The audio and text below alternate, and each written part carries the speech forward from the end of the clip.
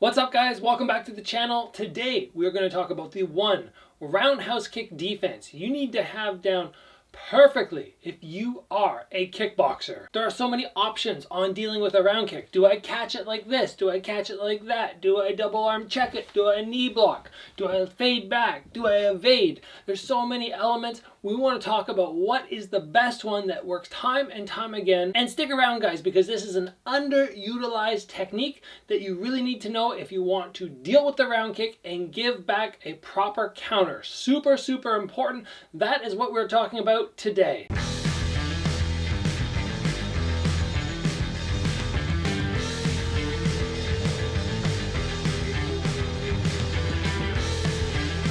Alright, guys, when a body roundhouse kick is thrown at you, you're going to end up taking it off the arms. If your elbows aren't super high, we have many options. We can check it, we can catch it like that, we can catch it like this, we can double arm cross block, and that's just a few of the basic blocking or catching options. There's also evasion, hollowing out the stomach, fading back on the head, getting the chest out of the way. So through all of these options, how do you decide what is going to work best, what will be the most effective and logical way to drill defense for body round kicks? Well, I'm just going to tell you guys today. You don't have to think about it. I'm just going to tell you what works best. Keep in mind, we're talking about kickboxing here. I'm not talking about Muay Thai. I'm not talking about MMA. I'm talking about kickboxing.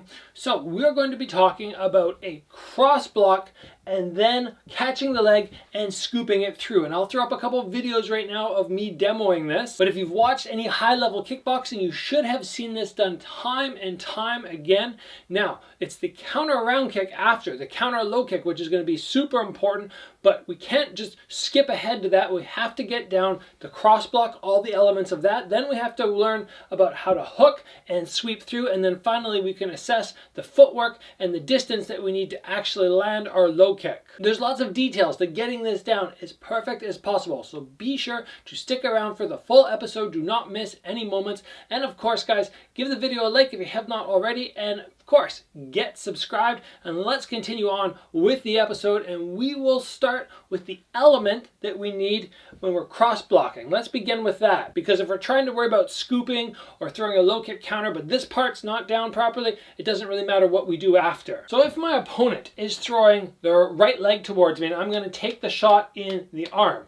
Generally, my arm is right here because I'm defending my body, so that's the first step, just having your hands up. Now from here, what we need to recognize is as we shift and we block. I've had many Muay Thai practitioners tell me this block does not work. If somebody kicks really hard, you're going to get knocked over. Not true. I have sparred with many high-level Muay Thai athletes who try and take my arms off. They're just kicking as hard as they can, and they're not able to knock me off balance. But there's a key to this. If I keep my legs straight, my weight straight, and I just go block, yes, I'm going to get knocked over. What I need to do is make sure I'm implementing my legs, my hips, almost like I'm throwing a hook. I twist my body, I set my weight down, and I absorb the impact. Basically leaning my weight slightly in so I can take the full brunt of the kick, and then make sure from there I'm able to follow up with something. So just looking at the arms, we want to make sure that as the kick comes to the outside, this arm does not move. The reason this arm does not move is it's protecting my head and it's protecting my body. If I start trying to go, okay, body round kick, and I drop my elbow, my head becomes open, or vice versa. Oh, he's kicking up to the head. I go like that. Now my body's open. It's just easier not to do anything with this arm, just leave it where it was. Now the important one is the arm that reaches across. That's why we call this one, or I call it, a cross block. We have one arm that's reaching across. Now the differential between impact between the two arms is very important. The arm that sits backwards, the arm that's not taking as much impact, is the one that we are trying to protect. It's this arm here that we don't want the round kick blasting away on the bicep time and time again, because that arm will eventually give out. So I say 30% on the back arm, 20 to 30%, and 70 to 80 on the arm that comes across, and then batting basically the palm of the glove into the round kick that is coming towards me. I don't want to reach out really far because that leaves me open. It's just a little subtle to about there.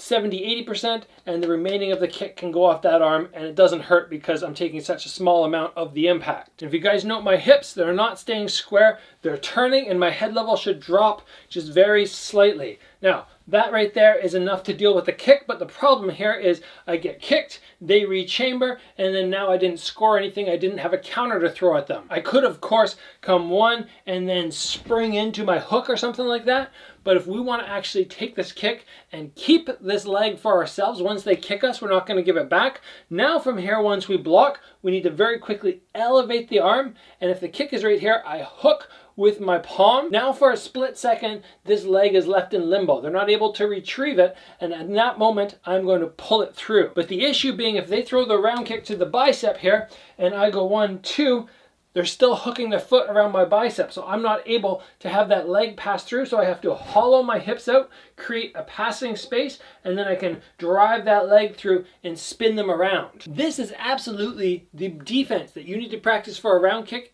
If you're a kickboxer, you know, you could do the Muay Thai style thing like that, but it's not as effective in terms of being able to throw a counter down to the leg.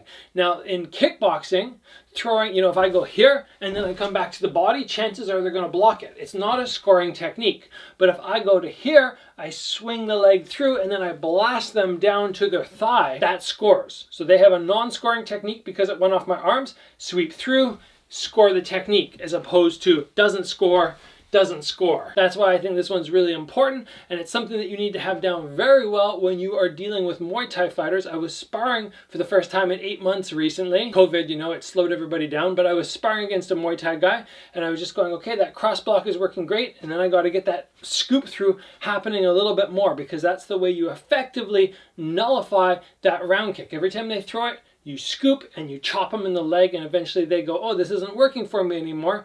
Their arms are going to last longer than my thigh. That thigh getting blasted with the shin over and over is going to give out before a proper cross block where we're only taking 20 or 30% of the impact on the back arm. The lead arm's not going to give out, that's for sure. It's just, I could do that all day. Just tap, tap, tap with the palm. So that's just my opinion on why this is so effective. So now we talked about shifting our weight, dropping it very slightly, absorbing the impact, lifting and hooking, now hollowing out and sweeping through. From here now, there's sometimes adjustments you have to make. If I come 1 and 2 and I feel like they're out of range, sometimes I need to take my back leg and step in. If I went off the opposite side, if they round kick with their left leg and I scoop through, usually I'm in the perfect position to throw my counter. So it really depends on which leg they throw. This is the technique that you will see time and time again in Glory, in 1FC kickboxing, in K1.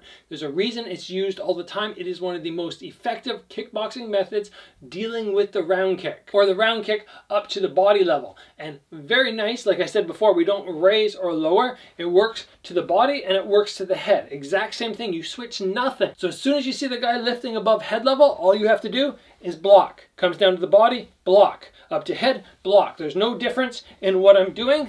It's the exact same, which makes things so much more simple. When you're not trying to assess what height the kick is coming at, you just go above hip level. I'm going to do my 1 go-to block. Now that's not to say I don't love catching kicks. I love doing that. I love this one. There's so many positives to catching a kick because you take control of them and it's easier to get a sweep or come up with a really, really mean counter. Like I catch, I control the head, and then I knee them hard to the body. That's mean. But in kickboxing, often we're not allowed to catch and get away with more than 1 second. So being able to block it and scoop through is something that's very, very important to learn. That's why I'm calling this video the 1 round kick defense you need to know. Don't have it down yet? Start drilling with your partners. They're holding pads for you. Ask them to round kick back. You know, they're doing their pads, jab cross, jab cross, jab cross hook, and then they blast a kick at you. If all you do is boop, like that, not good enough. Block, scoop them through, and then throw that counter low kick.